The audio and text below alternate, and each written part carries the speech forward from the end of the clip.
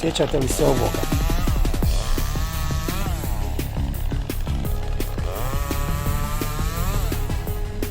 Dobili smo dosta podrške na ovom postu.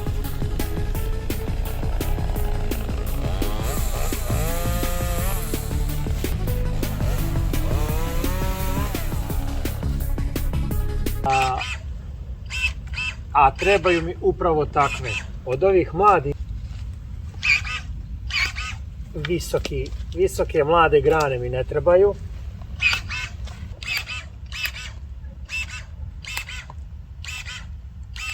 Ovo je jedina mlađa grana.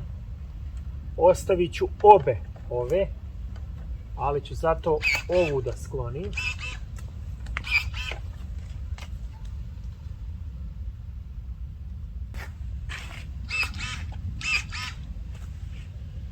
I ponovo nema puno posla oko nje. E sad, kao što sam rekao, bilo bi dobro iskoristiti priliku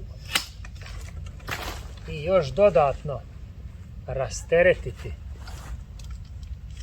stari dio krošnje.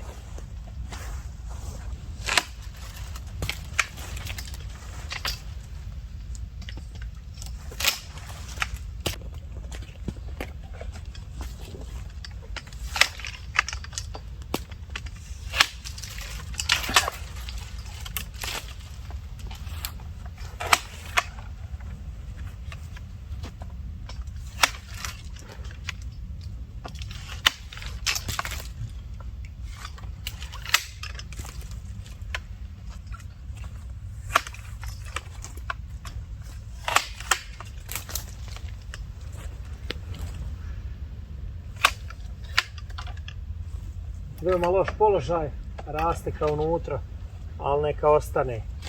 Pripada mlađim granama i neka je tu.